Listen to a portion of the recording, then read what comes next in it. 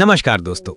कल्पना कीजिए एक छोटे से गांव की 3 साल की बच्ची जो हारमोनियम थाम कर गाती है और आज वो 25 साल की उम्र में बिहार की सबसे युवा विधायक बन चुकी है। जी हाँ, हम बात कर रहे हैं मैथिली ठाकुर की, वो गायिका जिनकी आवाज ने लाखों दिलों को छुआ और जिन्होंने संगीत से राजनीति तक की ऐसी यात्रा की जो हर युवा को प्रेरित करेगी।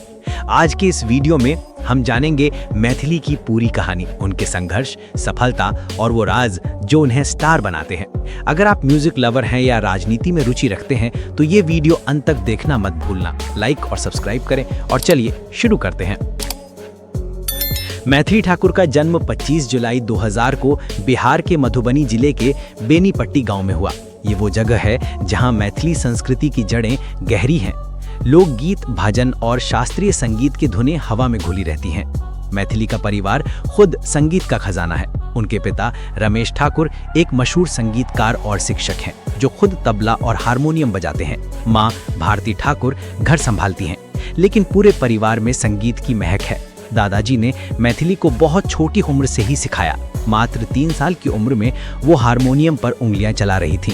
बचपन से मैथिली ने हिंदुस्तानी शास्त्रीय संगीत, मैथिली लोक, तबला और हारमोनियम सीखा, लेकिन रास्ता आसान नहीं था। स्कूल के साथ साथ वो रियाज करती और परिवार की आर्थिक तंगी ने भी उन्हें झुकने नहीं दिया। मैथिली ने दिल्ली विश्वविद्यालय से ग्रेजुएशन किया, लेकिन उनका दिल हमेशा संगीत में ही था। सोचिए, एक गांव की लड़की कैसे सपनों को हकीकत बनाती है। यही मैथिली की कहानी का आधार है। मैथिली का संगीत सफर रियलिटी शो से शुरू हुआ, लेकिन शुरुआत कड़वी थी। 8 साल की उम्र में सारेगामापा लिटिल चैंप्स में वो रिजेक्ट हो गई। फिर इंडियन आइडल जूनियर में भी असफलता मिली, लेकिन हार मानना मैथिली की फितरत में नहीं था। 2016 में आई जीनियस यंग सिंगिंग स्टार ने उन्हें पहचान दी। उसके बाद राइजिंग स्टार जैसे शोज में उनकी परफॉर्मेंस ने जजेस को मंत्रमुग्ध कर दिया। मैथिली की खासियत है उनकी बहुमुखी आवाज। वो हिंदी, बांग्ला, मैथिली, उर्दू, मराठी, भोजपुरी, पंजाबी, तमिल, यहाँ तक कि अंग्रेजी में गाती हैं।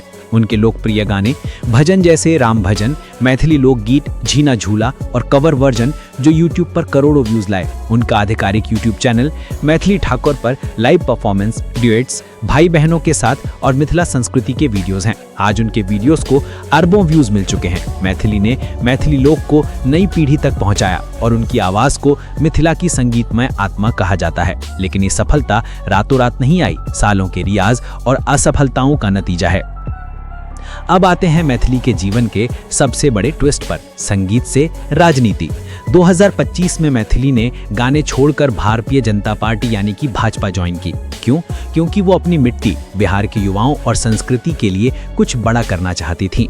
उन्होंने दरभंगा जिले के अलीनगर सीट से चुनाव लड़ा, वो सीट जो कभी भाजपा के पास नहीं थी। विपक्षी आरजेडी के मजबूत उम्मीदवार विनोद मिश्रा के खिलाफ मैथिली ने कैंपेन किया। अपनी सादगी और आवाज से लोगों को जोड़ा।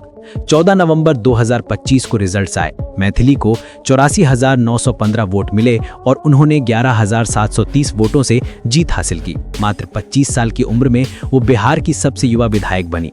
ये जीत सिर्फ नंबरों की नहीं, बल्कि एक कलाकार की राजनीति में एंट्री की मिसाल है।